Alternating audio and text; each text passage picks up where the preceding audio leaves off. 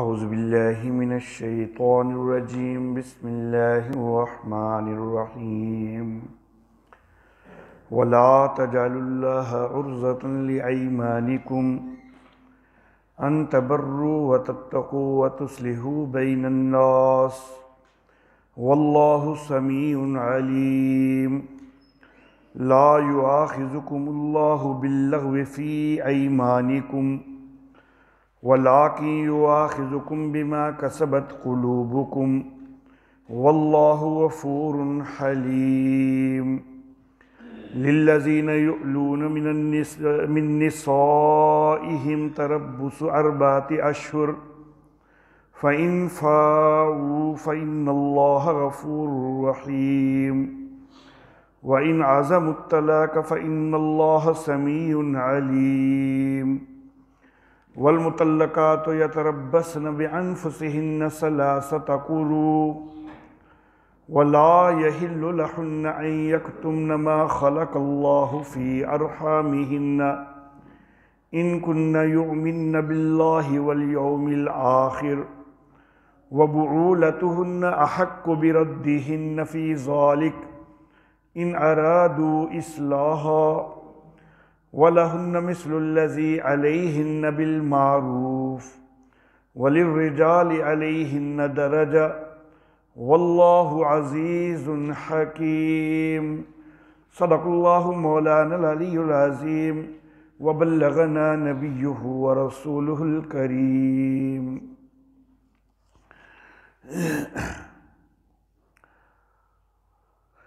اور نہ بناؤ اللہ کو آڑ اپنی قسموں کے لیے،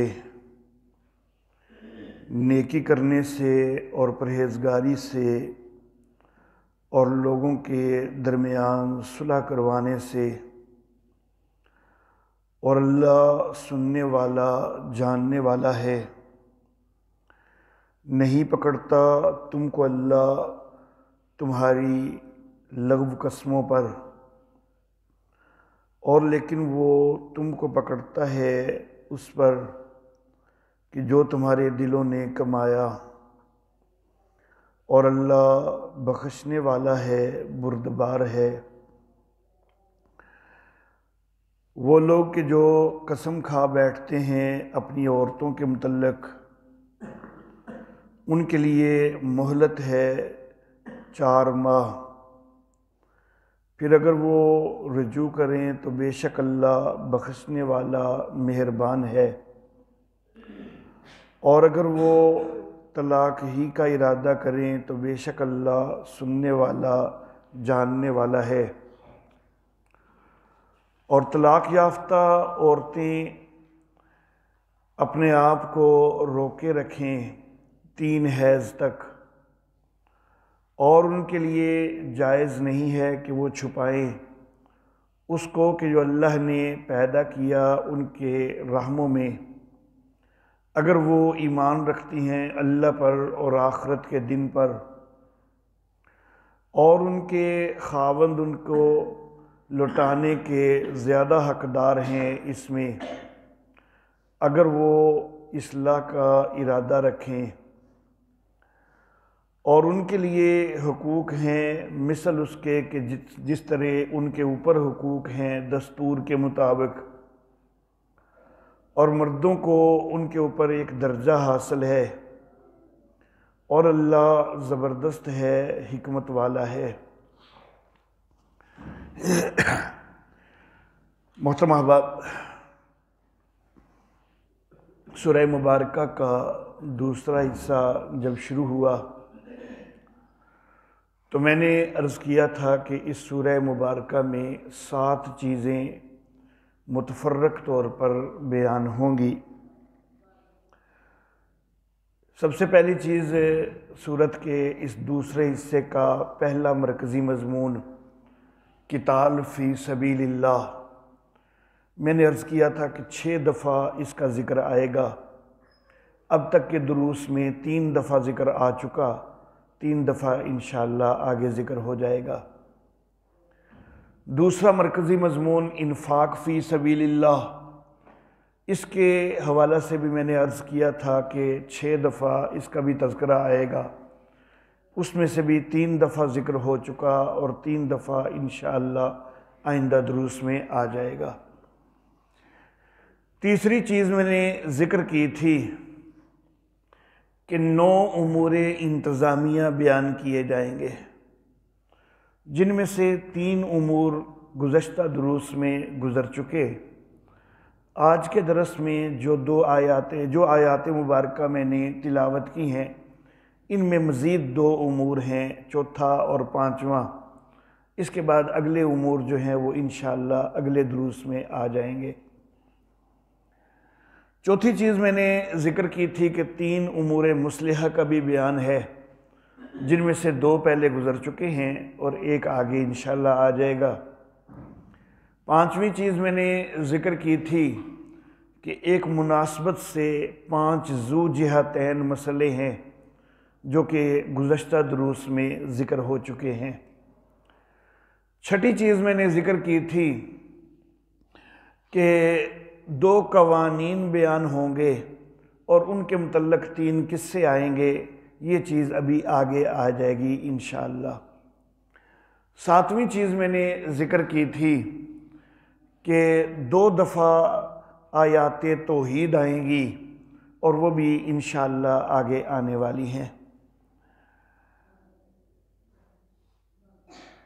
محترم احباب، یہ جو چیزیں میں نے ذکر کی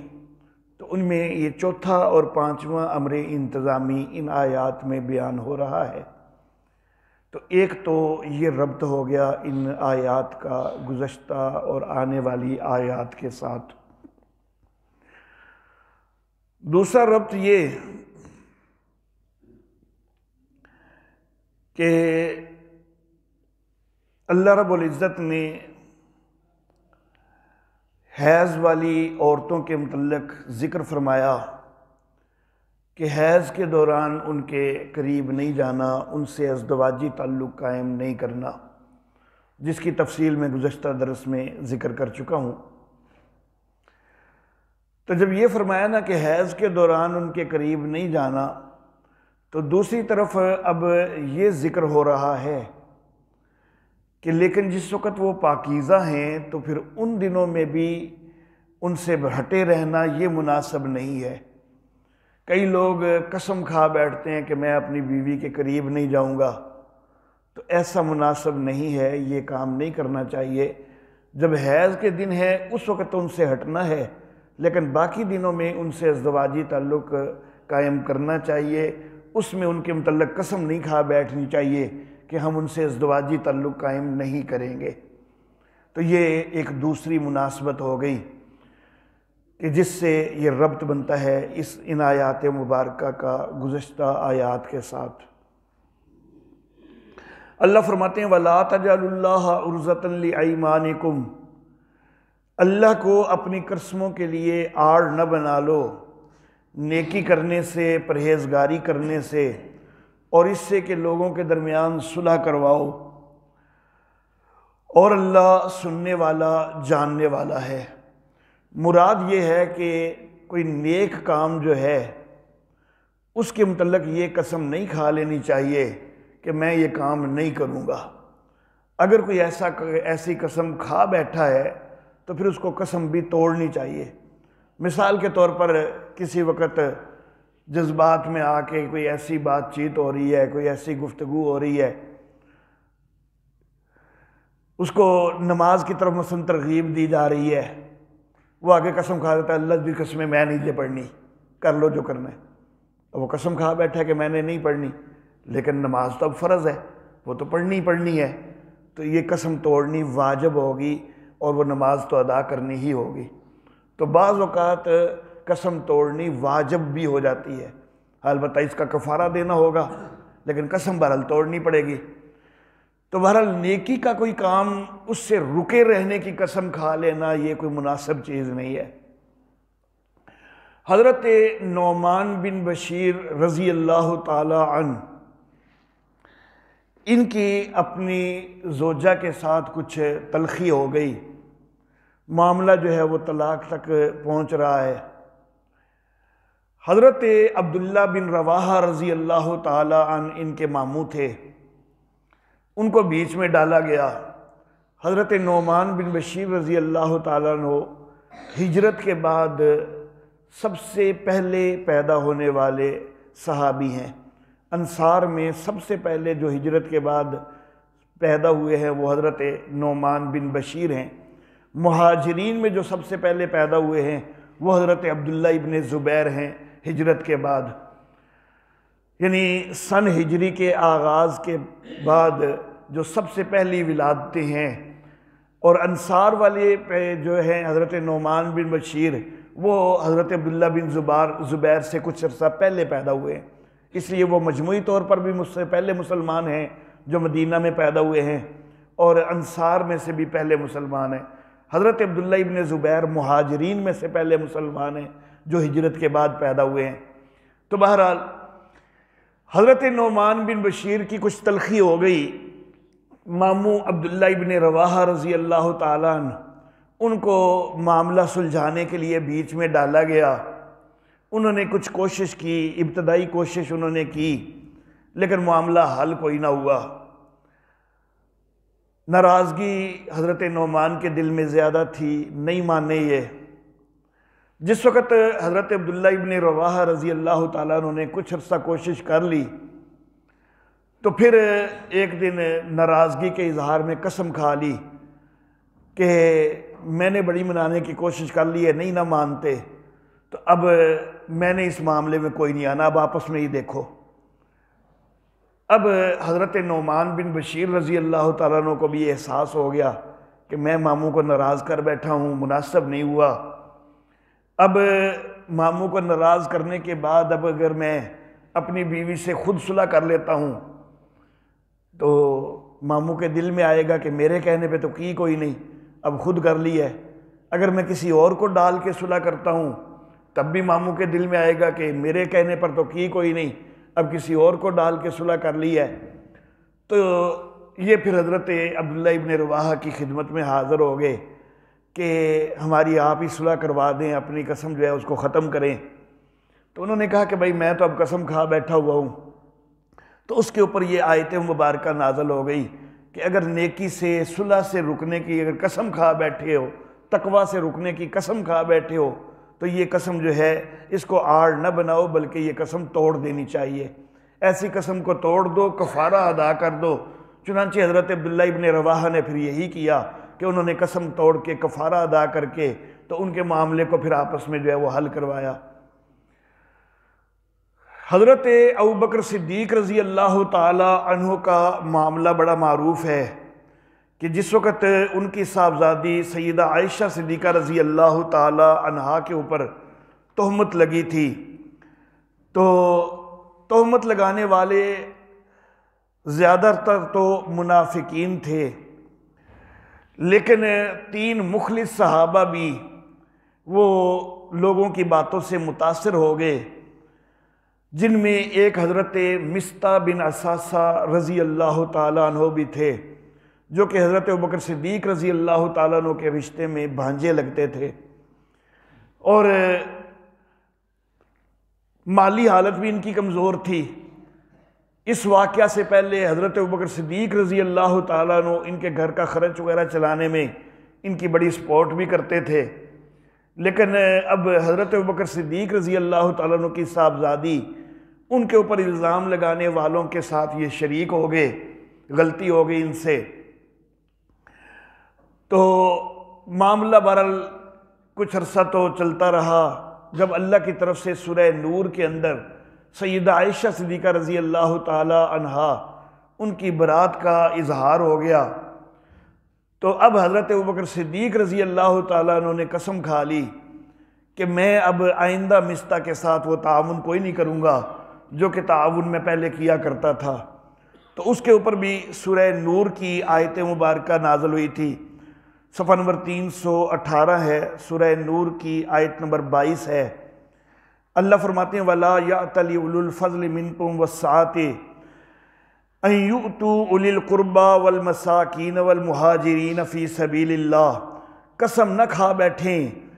تم میں سے وہ لوگ کہ جو فضل والے ہیں، وسعت والے ہیں، قریبیوں کو دینے سے، مسکینوں کو دینے سے، مہاجروں کو دینے سے جو اللہ کی راہ میں ہجرت کرتے ہیں۔ وَلْيَعْفُوا وَلْيَصْفَحُوا، چاہیے کہ معاف کر دیں، درگزر کر دیں۔ أَلَا تُحِبُّونَ أَن يَغْفِرَ اللَّهُ لَكُمْ، کیا تم یہ پسند نہیں کرتے کہ اللہ تم کو بخشے؟ وَاللَّهُ غَفُورٌ رَحِيمٌ، اللہ بخشنے والا مہربان ہے۔ تو حضرت ابوبکر صدیق رضی اللہ تعالیٰ عنہ نے کہا کہ اللہ فرماتے ہیں کہ کیا تم یہ پسند نہیں کرتے کہ اللہ تمہاری بخشش کرے؟ تو میں تو بڑا پسند کرتا ہوں کہ اللہ میری بخشش کرے، تو میں اپنی قسم کو توڑتا ہوں، تو قسم کا پھر کفارہ دے دیا۔ اور حضرت مصطح رضی اللہ تعالی عنہ، ان کے ساتھ جو ہے وہ تعلق دوبارہ وہ تعاون والا وہ بحال کر لیا، بلکہ ان کو پہلے سے بھی زیادہ ان سے جو ہے وہ تعاون کرنا جو ہے وہ شروع کر دیا۔ تو بہرحال اگر کوئی یہ قسم کھا بیٹھے تو اس کو یہ قسم توڑ دینی چاہیے، لیکن جب قسم توڑے تو اس کا کفارہ جو ہے وہ ادا کرنا ہوگا۔ قسم کے کفارہ کے حوالہ سے صفحہ نمبر 111 ہے، 7ویں سپارے کا پہلا صفحہ ہے، اس میں سورہ مائدہ کی آیت موجود ہے، آیت نمبر 89 ہے سورۃ المائدہ کی۔ اس میں اللہ رب العزت ارشاد فرماتے ہیں کہ لا یؤاخذکم اللہ باللغو فی ایمانکم، اللہ پکڑ نہیں کرتا تمہاری لغو قسموں میں، ولیکن یؤاخذکم بما عقدتم الایمان، لیکن وہ تمہاری پکڑ کرتا ہے جو تم نے پختہ قسمیں کھائی ہیں۔ فکفارتہ اطعام 10 مساکین من اوسط، تو اس کا کفارہ ہے 10 مسکینوں کو درمیانے درجے کا کھانا کھلانا۔ ما تطعمون اہلیکم، جو کہ تم اپنے گھر والوں کو بھی کھلاتے ہو اسی انداز کا۔ او کسوتہم، یا ان کو لباس مہیا کرنا۔ او تحریر و رقبہ، یا پھر ایک گردن آزاد کرنا، یعنی غلام آزاد کرنا۔ فمن لم یجد فصیام 3 ایام، پس جو کوئی یہ چیزیں نہ پائے تو پھر اس کے لیے ہے کہ وہ روزے رکھ لے 3 دن کے۔ ہم نے عام طور پر قسم کا کفارہ جو ہے وہ بس آسان سمجھ لیا ہے کہ قسم توڑ دی اور 3 روزے رکھ لیے، حالانکہ اس کی گنجائش کوئی نہیں ہے۔ پہلے جو ہے وہ 10 مسکینوں کو کھانا کھلانا یا 10 مسکینوں کو لباس مہیا کرنا۔ کھانا جو کھلانا ہے وہ صبح و شام کا کھلانا ہوتا ہے 10 مسکینوں کو، اور 10 مسکینوں کو یا پھر لباس مہیا کرنا یا غلام آزاد کرنا۔ تو جو بندہ مالی لحاظ سے ان چیزوں کی طاقت نہیں رکھتا اس کے لیے 3 روزے والا معاملہ ہے، لیکن جو مالی لحاظ سے ان چیزوں کی طاقت رکھتا ہے اس کا روزے رکھنے سے قسم کا کفارہ کوئی نہیں ادا ہوتا، کیونکہ اللہ نے باقاعدہ فرمایا ہے کہ فمن لم یجد فصیام 3 ایام، جو یہ پہلے والی چیزیں نہ پائے اس کے لیے ہے کہ وہ 3 روزے رکھ لے۔ لیکن عموماً ہم نے غلط سمجھ لیا ہوا ہے، اور جس وقت مولوی حضرات سے ہم سنتے ہیں کہ قسم کا کفارہ یہ چیزیں ہیں تو ان میں سے ہم 3 روزوں کو اختیار کر لیتے ہیں، حالانکہ 3 روزے آخر پر ہیں کہ اگر یہ چیزیں نہ ملیں تو پھر 3 روزے جو ہے وہ رکھے جا سکتے ہیں۔ اور وہ جو 3 روزے رکھنے ہیں وہ پھر رکھنے بھی پے در پے ہوتے ہیں، اکٹھے 3 روزے رکھنے ہوتے ہیں، یہ نہیں کہ ایک آج رکھ لیا پھر ایک آدھ دن چھٹی کر کے پھر رکھ لیا، ایسے نہیں ہوتا، 3 اکٹھے روزے رکھنے ہوتے ہیں۔ تو بہرحال قسمیں کھا لیں اگر کوئی نیکی کے معاملے سے تو پھر قسم کو توڑ دینا چاہیے۔ حضرت ابوبکر صدیق رضی اللہ تعالی عنہ، نبی اکرم صلی اللہ علیہ وآلہ وسلم نے کچھ مہمان ان کے حوالے کیے کہ آپ ان کو گھر لے جائیے، ان کو کھانا وغیرہ کھلائیے، ان کی مہمان نوازی کیجئے۔ مہمانوں کو لے کے گھر آئے، لیکن خود نبی اکرم صلی اللہ علیہ وآلہ وسلم سے کچھ معاملات کے اوپر بات چیت کرنے کے لیے جانا بھی چاہ رہے تھے، تو گھر والوں سے کہا کہ آپ ان کی مہمان نوازی کریں، ان کو کھانا وغیرہ کھلائیں۔ تو میں نے نبی اکرم صلی اللہ علیہ وآلہ وسلم کے پاس جانا ہے، کچھ معاملات پر بات کرنی ہے،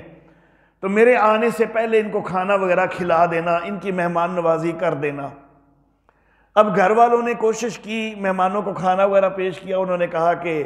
ہم انتظار کریں گے جب تک حضرت ابوبکر صدیق نہیں آتے ہم نے نہیں کھانا،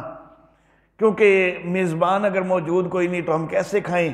ہمیں مناسب نہیں لگ رہا۔ بہرحال حضرت ابوبکر صدیق رضی اللہ تعالیٰ عنہ اتفاقاً کچھ تاخیر ہو گئی نبی اکرم صلی اللہ علیہ وسلم کے پاس۔ جب واپس آئے تو پوچھا گھر والوں سے کہ مہمانوں کو کھانا کھلا دیا؟ انہوں نے کہا جی ہم نے تو کوشش کی ہے لیکن انہوں نے کھایا کوئی نہیں، انہوں نے آپ کا انتظار کیا ہے۔ حضرت ابوبکر صدیق رضی اللہ تعالیٰ عنہ ہیں تو انسان ہی نا، تو انسان کو بعض اوقات غصہ بھی آ جاتا ہے۔ تو حضرت ابوبکر صدیق کو غصہ آ گیا، ناراضگی کا اظہار کرتے ہوئے کہہ دیا کہ اللہ کی قسم میں نے کوئی نہیں کھانا یہ کھانا۔ اب قسم اٹھا دی کہ میں نے یہ کھانا کوئی نہیں۔ یہ ناراضگی کا اظہار تو کر رہے تھے اپنے گھر والوں پر کہ تم نے زبردستی بھی کھلانا تھا، کسی بھی طرح کھلانا تھا، تم نے میرا انتظار کیوں کیا؟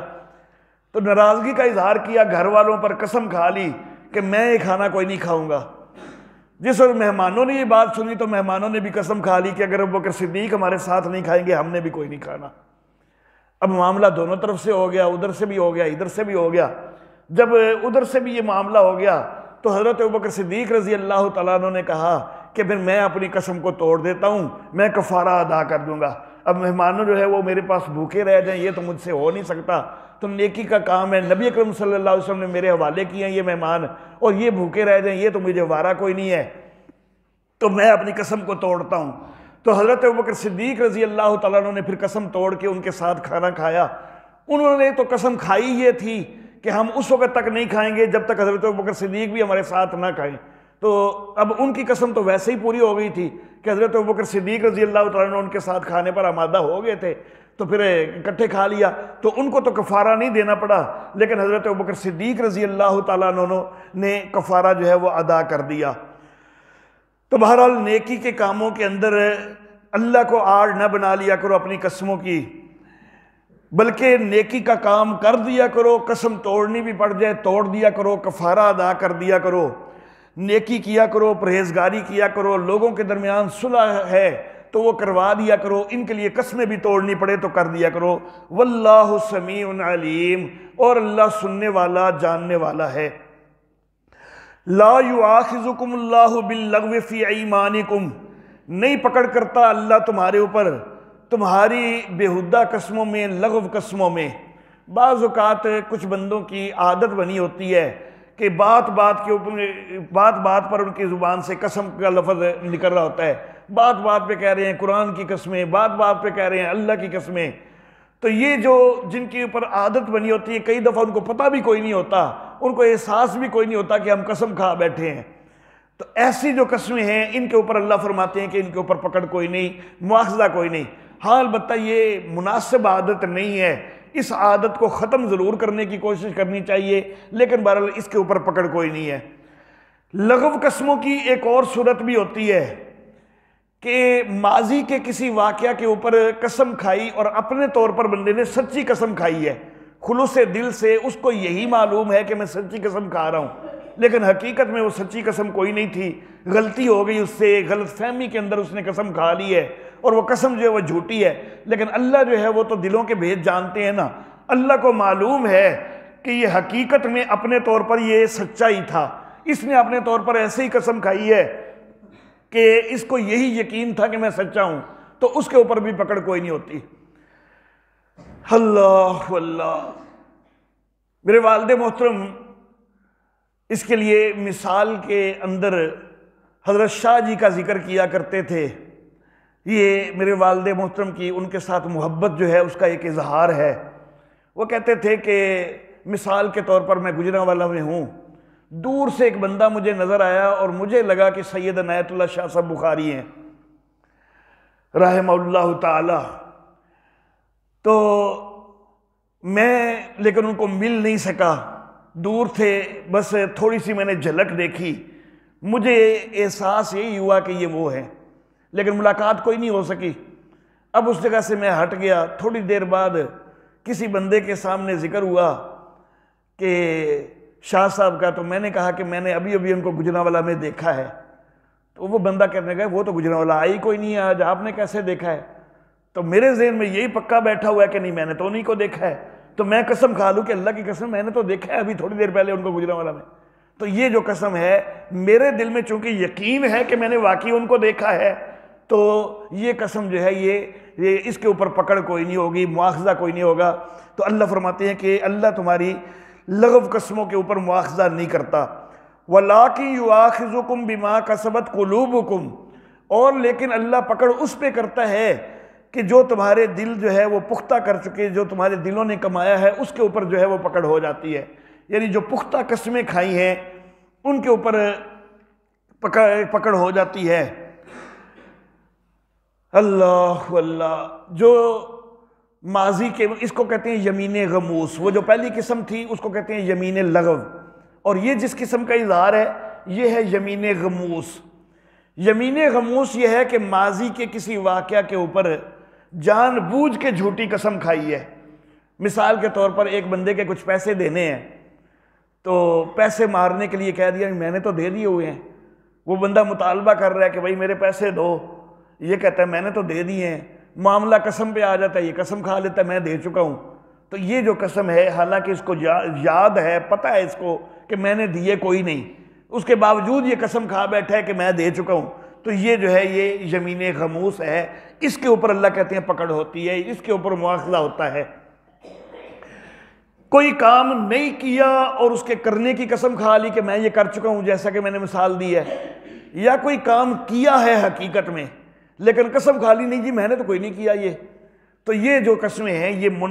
یمین غموس ہیں، ان کے اوپر مواخذہ ہے، ان کے اوپر پکڑ ہے۔ البتہ ان کا کفارہ کوئی نہیں ہے۔ کفارہ جو ہے وہ جو اگلی قسم جو اس کا میں نے ذکر کیا پہلے کہ قسم توڑنا، وہ مستقبل کے متعلق کوئی قسم کھائی ہو نا تو اس کا کفارہ ہوتا ہے کہ میں یہ کام کروں گا اور پھر کرے نہیں تو پھر قسم کفارہ ہوتا ہے، یا کسی کام سے رکنے کی قسم کھا لے کہ میں یہ کام کبھی نہیں کروں گا لیکن وہ کام کر لے تو پھر قسم کا کفارہ ہوتا ہے۔ وہ کفارہ والا قسم اس کو کہتے ہیں یمین منعقدہ۔ تو یمین کی قسم کی تین قسمیں ہیں، ایک ہے یمین لغو، اس کے اوپر کوئی مواخذہ بھی کوئی نہیں، کوئی کفارہ بھی کوئی نہیں۔ دوسرا ماضی کے واقعہ کے اوپر جھوٹی قسم کھا لینا، یہ یمین غموس ہے، اس کے اوپر کفارہ تو کوئی نہیں لیکن گناہ کبیرہ ہے، مواخذہ ہے، اس کے اوپر پھر زیادہ سے زیادہ بندے کو استغفار کرنی چاہیے سچے دل سے کہ یہ مجھ سے غلطی ہو گئی ہے۔ اور صرف استغفار ہی نہیں، اگر اس طرح جھوٹی قسم کے ذریعے کسی کا حق مارا ہے تو اس کا حق بھی واپس کرنا ہے۔ حق مار کے تو بعد میں کہے چلو جی میں استغفار کر لیتا ہوں، صرف استغفار کر لینا کافی نہیں ہوگا۔ یا پھر اگر کسی کا حق خود نہیں مارا لیکن کسی کا حق مارنے کا سبب بن گئی ہے اس کی قسم جو ہے، تو پھر بھی اس کا حق دلوانے کے لیے بھی پھر پوری کوشش کرے۔ جس کا حق اس کی قسم کی وجہ سے مارا گیا ہے، خود حق نہیں مارا، اگر خود حق مارا ہے تو خود حق ادا کرے، اگر خود نہیں مارا لیکن اس کی وجہ سے مارا گیا ہے تو پھر حق دلوانے کی پوری کوشش کرے اور ساتھ استغفار کرے۔ اور مستقبل کے متعلق کوئی قسم کھا لی ہے تو اس کو کہتے ہیں یمین منعقدہ، اگر وہ پھر پوری نہ کی جائے تو اس کے اوپر کفارہ ہوتا ہے، بے شک وہ کسی نیک کام کے متعلق قسم کھائی ہے، بے شک کسی برے کام کے متعلق قسم کھائی ہے۔ واللہ غفور حلیم، اور اللہ بخشنے والا ہے، بردبار ہے۔ للذین یؤلون من نسائہم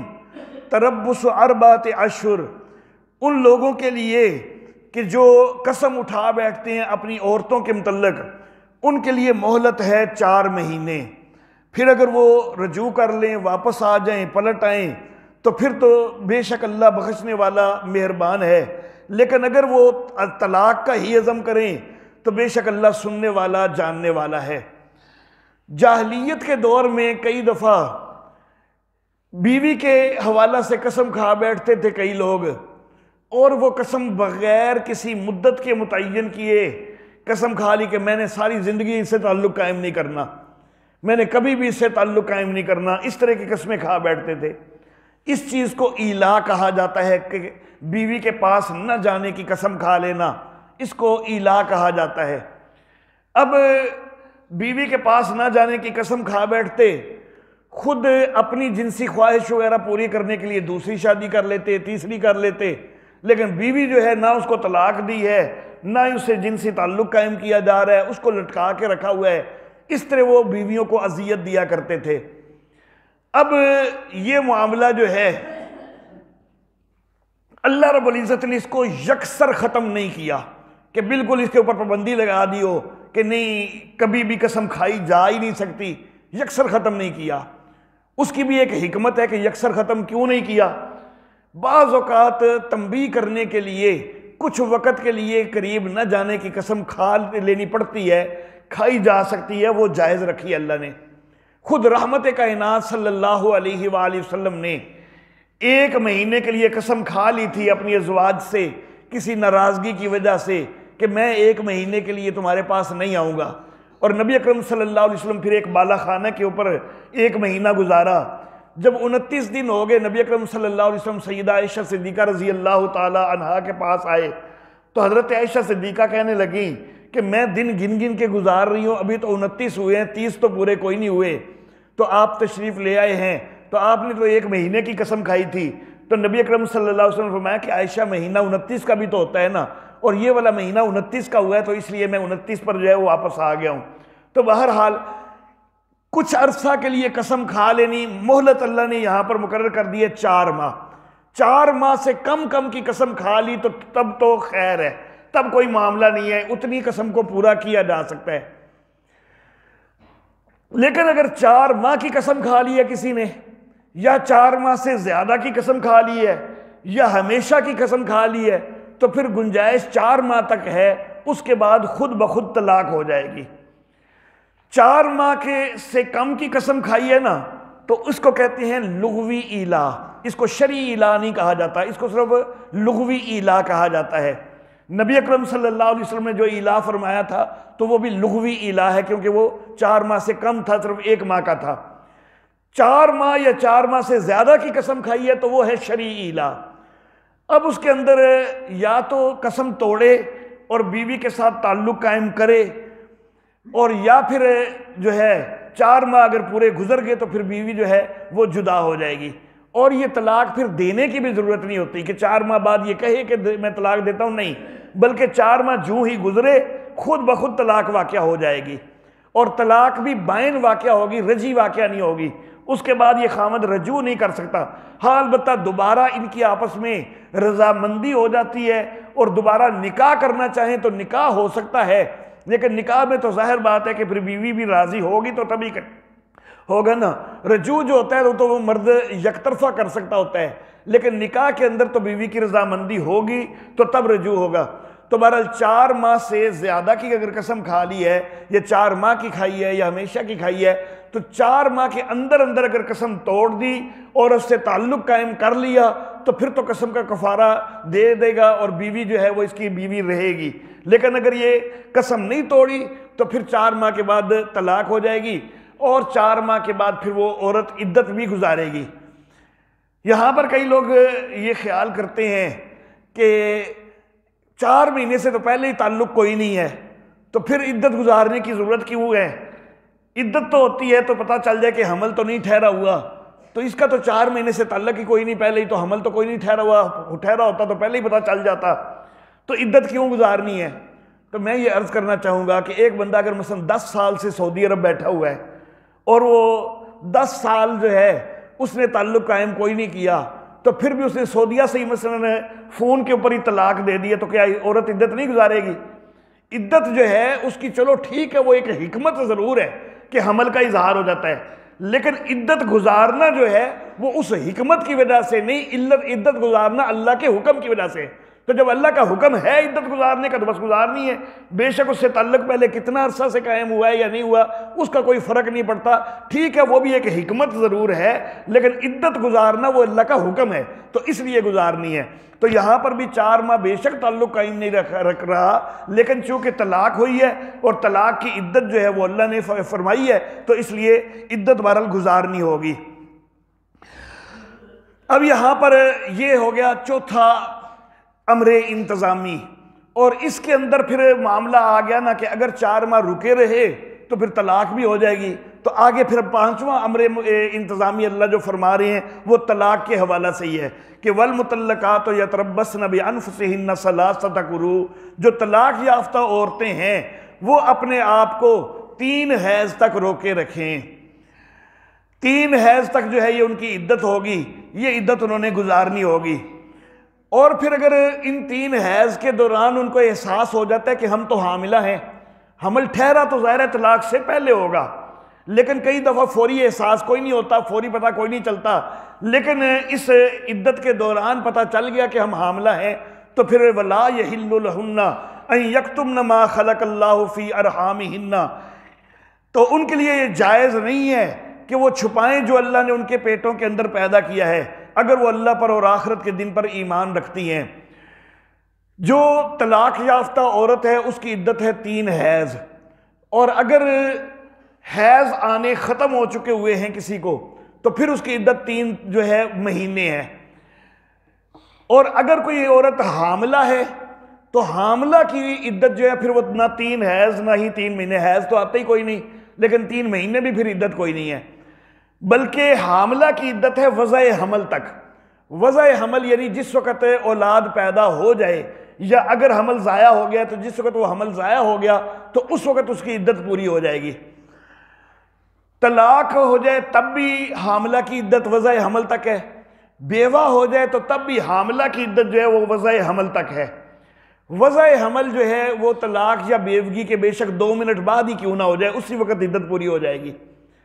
اور اگر 9 مہینے بھی لگ گئے ہیں تو 9 مہینے بعد میں جا کے وضع حمل ہوا ہے تو 9 مہینے بھی عدت جاری رہے گی۔ تو یہ جس وقت تک وضع حمل ہے اس وقت نہ ہو تو اس وقت تک عدت جاری رہتی ہے۔ تو اس لیے اللہ فرماتے ہیں کہ اگر ان کو حمل کا احساس ہو گیا تو پھر اس کو چھپائیں نہیں، کیونکہ عدت کا معاملہ پھر مختلف ہو چکا ہے۔ تو پہلے عدت ان کی 3 حیض تھی، لیکن اب حیض تو آنے کوئی نہیں، جب حمل ٹھہر جائے حیض کوئی نہیں آیا کرتا، تو پھر اب ان کی عدت جو ہے وہ تو وضع حمل تک ہے، تو وہ اس کا اظہار کر دیں۔ وَبُعُولَتُهُنَّ أَحَقُّ بِرَدِّهِنَّ، جو ان کے پہلے خاوند ہیں نا جنہوں نے طلاق دی ہوئی ہے، تو وہ ان کے ساتھ رجوع کرنے کے، ان کو اپنے پاس واپس لانے کے زیادہ حقدار ہیں۔ طلاق کے جو عدت کا دورانیہ ہے اس میں وہ رجوع کر سکتے ہیں، فی ذالک، اس میں یعنی عدت کے دوران، لیکن جو رجوع کرنا ہے نا تو اس کے لیے ان ارادو اصلاحا، اگر واقعی ان کا اصلاح کا ارادہ ہے تو تب رجوع کریں۔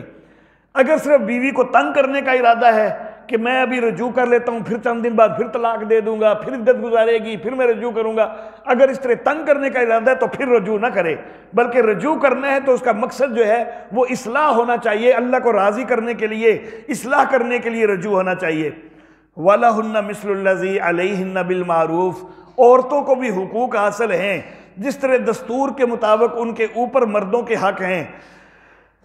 وَلِلرِّجَالِ عَلَيْهِنَّ دَرَجَةٌ، لیکن مردوں کو بہرحال ایک درجہ فضیلت جو ہے وہ حاصل ہے۔ واللہ عزیز حکیم، اور اللہ زبردست ہے، حکمت والا ہے۔ تو یہ عورتوں کے حقوق اور ان کے اوپر کیا حقوق ہیں مردوں کے، انشاءاللہ آئندہ درس میں بیان ہو جائیں گے۔ وآخر دعوانا الحمدللہ۔